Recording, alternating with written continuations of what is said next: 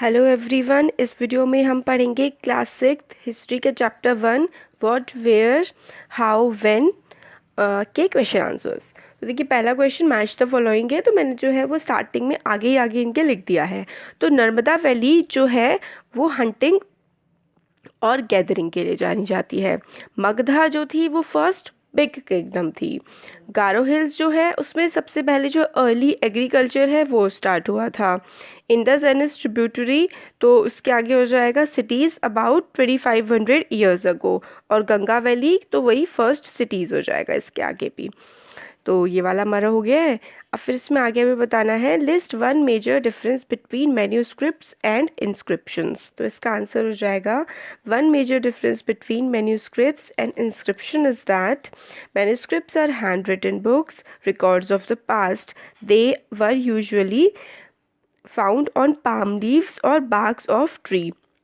तो देखिए manuscript, menu का मतलब होता है हैंड, स्क्रिप्ट का मतलब लिखा जाना। तो मैन्यूस्क्रिप्ट्स होती थी जो हाथ से लिखी जाती थी। पास्ट के रिकॉर्ड्स जो पास्ट में हुआ है उसके बारे में जो भी हमें हाथ से लिखा हुआ मिलता है वो हमारे मैन्यूस्क्रिप्ट्स होती है। और कहाँ पर लिखी जाती थी?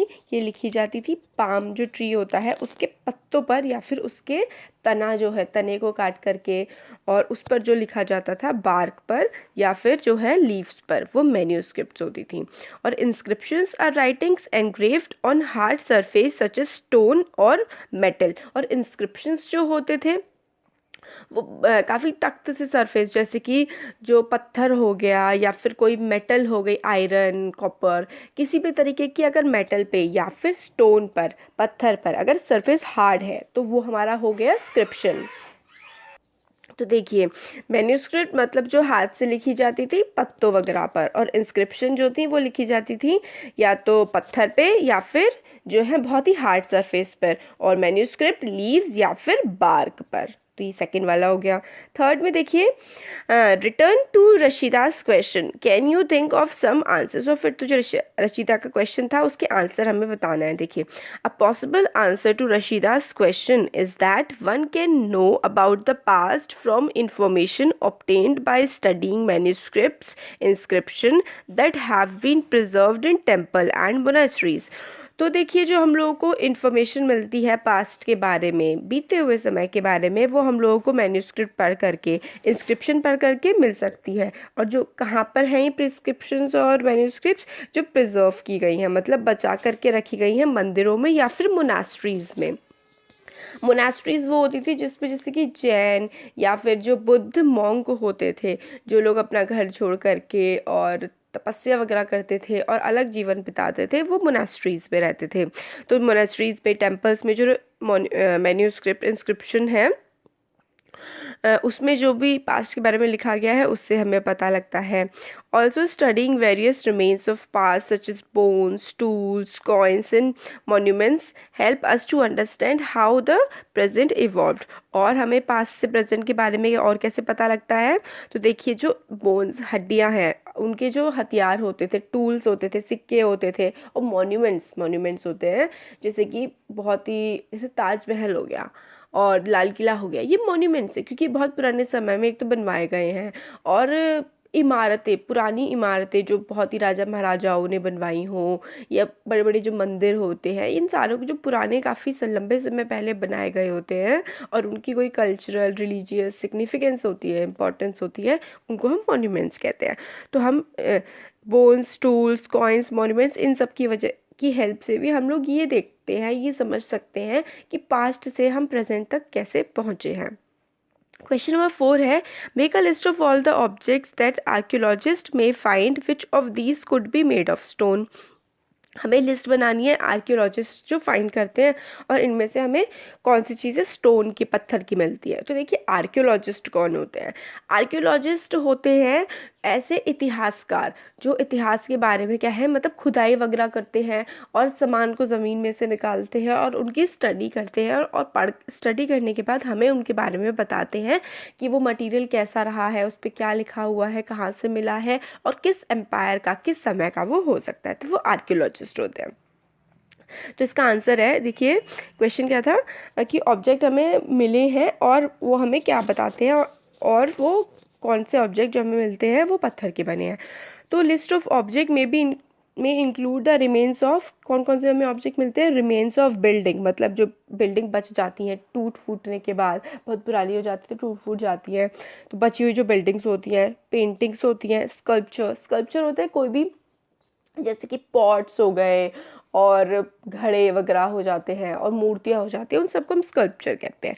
स्कल्पचर्स, टूल्स, हथियार हो गए, वेपन्स, पॉट्स, पैन्स, ऑर्नामेंट्स मतलब हमारे जेवर वगैरह, bones of animals and coins, ये सारी की सारी चीज़ें जो है हमें मिलती हैं।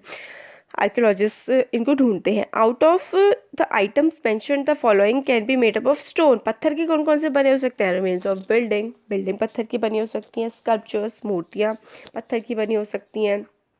और टूल्स एंड वेपन्स हो गए, जैसे कि जो हथियार पहले बार आदि मानव के द्वारा इस्तेमाल किए जाते थे जानवरों को मारने के लिए, या फिर आपस में लड़ने के लिए, या फिर खेतों में खुदाई करने के लिए, तो वो टूल्स एंड वेपन्स जो है वो पत्थर के बने हो सकते थे। तो ये हो गया हमारा क्वेश्चन नंबर 5 देखते हैं। Why do you think ordinary men and women did not generally keep records of what they did? तुम्हें क्या लगता है कि ऑर्डिनरी मैन और वुमेन रिकॉर्ड नहीं रखते थे जो वो काम करते थे अपना? तो इसका आंसर हो जाएगा ordinary man and women did not keep a record of what they did because they were unaware of art of writing. Also most of literary work were also written in Sanskrit which was not known to the common people. और they did not, तो इसमें क्या है कि एक तो वो record नहीं रखते थे क्योंकि उनको लिखना नहीं आता होगा, एक चीज़ हो सकती है। Unaware of the art of writing मतलब उनको लिखने की जानकारी नहीं होगी। दूसरा, लिटरेरी वर्क जो लिखी जाती चीज़ें थी वो संस्कृत में होती थी जो कॉमन लोगों को नहीं आती थी। They did not consider their special lives of such importance that it had to be recorded. और नॉर्मल लोगों को ये भी लगता था कि उनकी लाइफ में ऐसा क्या इतना इंपॉर्टेंट है जिसको लिखा जाए। They did not find it significant to keep records of their daily life happenings. Also, hiring a person to keep a record of one's daily events would have been expensive. और उन्हें लगता था कि उनकी डेली हैपनिंग में, तो daily की life होती है, कुछ इतना सिग्निफिकेंट, कुछ इतना बड़ा नहीं होता जिससे वो लिखा जा सके जिसको। और फिर अगर वो किसी पर्सन को हायर करें, रखें अपनी डेली लाइफ के बारे में लिखने के लिए, तो वो काफ़ी ज़्यादा एक्सपेंसिव होगा, काफ़ी ज़्यादा महंगा पड़ेगा, इसलिए वो इसको नहीं करते थे। नेक्स्ट आता है, describe at least 2 ways in which you think the lives of kings would have been different from those of farmers। 2 चीज़ें हमें बतानी है जिससे हमें लगे कि लाइफ जो थी किंग की वो अलग थी फार्मर्स की, जो खेती करने वाले लोग थे उनकी लाइफ से। तो इसका आंसर हो जाएगा some ways in which life of kings would have been different from those of farmers are, मतलब ways जिससे अलग थी लाइफ किंग की फार्मर्स से। तो kings lived in palaces while the farmers lives in huts. तो किंग्स जो है वो महलों में रहा करते थे और फार्मर्स जो है वो झोपड़ियों में, हट्स में रहा करते थे। Kings fought battles to secure the lives of its subjects while farmers produced food for their kings and others. अब जो किंग होता था वो लड़ाइयाँ लड़ता था ताकि जो है सब्जेक्ट्स, जो उसके लोग हैं, जो उसके सब्जेक्ट का मतलब ऐसे समझ सकते हैं आप, जैसे कि जो उसकी प्रजा है, जो उसके राज्य में लोग रहते हैं, उनकी रक्षा करने के लिए दूसरे राज्यों से राजा लड़ाई लड़ते थे और फार्मर्स जो है खाना प्रोड्यूस करते थे, खेती करते थे किंग्स के लिए और दूसरे लोगों के लिए। फिर थर्ड पॉइंट आता है, kings wore flashy clothes while the farmers could not afford this and these and hence wore simple clothes.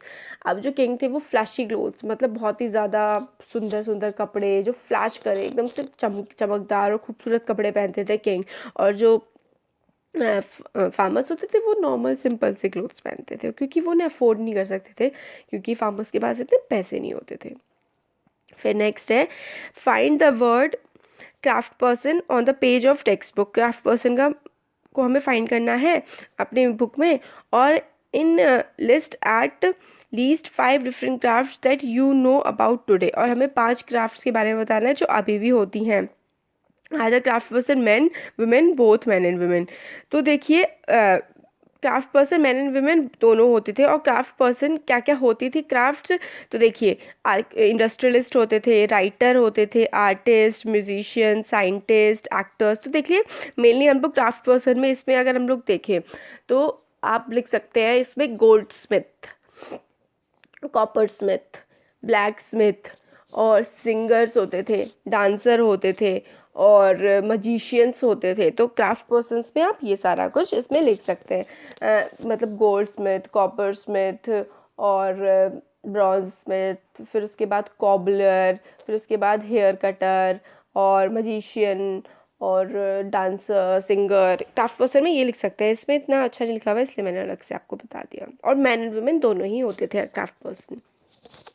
Question number 8 है, what were the subjects on which books were written in the past, which of these would you like to read. कौन से subject पे past में बुकें लिखी जाती थी, किताबें लिखी जाती थी, और तुम्हें किस तरीके की कौन से सब्जेक्ट पे किताबें पढ़ना पसंद है। तो देखिए आंसर हो जाएगा ancient books covered subject like religious beliefs and practices. Religious beliefs and practices का क्या मतलब है, जो हमारे धर्म, हम जिस धर्म को मानते हैं उस धर्म से रिलेटेड जो किताबें होती थी वो। फिर लाइव्स ऑफ किंग, कौन कौन सी किताबें होती थी एंशियंट टाइम में, पुराने समय में, जो किंग की लाइफ के बारे में बताती थी। मेडिसिन मतलब कि जो बीमारियों के बारे में जो किताबें होती थी, जो आजकल डॉक्टर्स पढ़ते हैं, वो किताबें भी एंशियंट टाइम्स में होती थी उस तरह की। साइंस के बारे में जो भी बहुत सारी चीज़ें हमें पता है कि पृथ्वी किसके सन के चारों ओर चक्कर लगाती है, सूर्योदय, चंद्रोदय, और जो वो होते हैं ना, जैसे ग्रहण कैसे लगते हैं, बहुत साइंस डेवलप थी हमारे देश की पहले, तो उसके बारे में पोएट्री, कविताएं होती थी, ड्रामा होते थे। और एपिक्स, एपिक्स जैसे कि रामायण और महाभारत, ये बहुत ही लंबी लंबी कहानियां हैं जो बहुत ही मतलब एपिक आप बोल सकते हैं, जो बहुत ही एक तो लंबी होनी चाहिए और बहुत ही वाइड स्प्रेड फेमस होनी चाहिए, तो एपिक्स होते थे। तो हमारे देश की एपिक्स है रामायण और महाभारत। तो ये हो गया, it would be really interesting to read the epics of the past. Ramayan, Mahabharat, Upanishad are some of the religious epics of the past. तो रामायण हो गई, महाभारत हो गई, और उपनिषद जिसमें गॉड्स के बारे में होता था बातें, और हमें कैसा लाइफ जीनी चाहिए ऐसी बातें होती थी। तो ये रिलीजियस एपिक्स थे पुराने समय के। तो ये हमारा हो गया है चैप्टर पूरा का पूरा, इसका एक्सप्लेनेशन कंप्लीट। अब देखिए इसके क्वेश्चन आंसर्स में ही ना हमारा पूरा चैप्टर ऑलमोस्ट कवर हो चुका है। तो थैंक यू सो मच।